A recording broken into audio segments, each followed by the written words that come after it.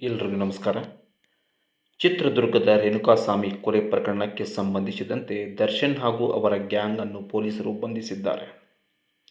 ಪವಿತ್ರ ಗೌಡ ಆರೋಪಿ ನಂಬರ್ 1 ಹಾಗೂ ದರ್ಶನ್ ಆರೋಪಿ ನಂಬರ್ 2 ಆಗಿದ್ದಾರೆ.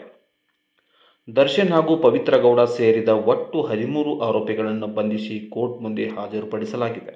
ಬೆಂಗಳೂರಿನ 24ನೇ ACMM ನ್ಯಾಯಾಲಯ ದರ್ಶನ್, ಪವಿತ್ರ ಗೌಡ ಸೇರಿ ಒಟ್ಟು 13 ಮಂದಿಯನ್ನು ಪೊಲೀಸ್ ಕಸ್ಟಡಿಗೆ ನೀಡಲಾಗಿದೆ.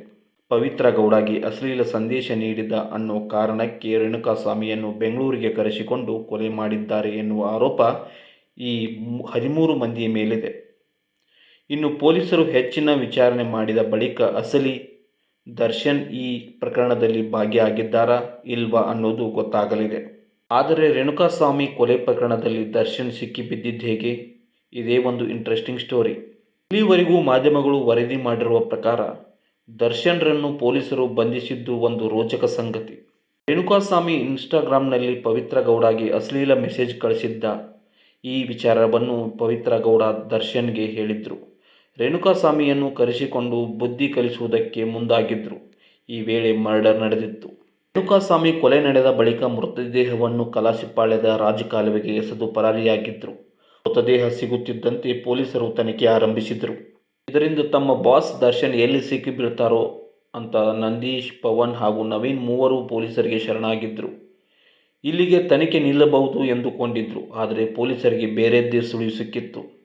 ಪೊಲೀಸರು ಈ ಮೂವರ ಕಾಲ್ ರೆಕಾರ್ಡನ್ನು ಚೆಕ್ ಮಾಡ್ತಾರೆ. ರಾತ್ರಿ ಇಡೀ ದರ್ಶನ್ ಜೊತೆ ಈ ಆರೋಪಿಗಳು ಸಂಪರ್ಕದಲ್ಲಿ ಇರೋದು ಗೊತ್ತಾಗುತ್ತೆ.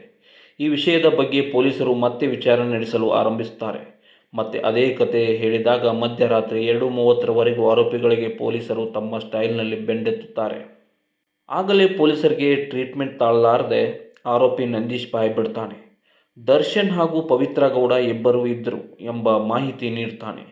ರೇಣುಕಾಸ್ವಾಮಿಗೆ ಬಾಸ್ ಹೊಡೆದು ಮನೆಗೆ ಹೋಗಿದ್ರು. ಆಮೇಲೆ ನಾವು ಹೊಡೆಯುವುದಕ್ಕೆ ಶುರು ಮಾಡಿದ್ವಿ. ಆ ವೇಳೆ ಸ್ಥಳದಲ್ಲೇ ರೇಣುಕಾಸ್ವಾಮಿ ಸತ್ತು ಹೋದ ಎಂದು ಬಾಯಿ ಬಿಟ್ಟಿದ್ದ.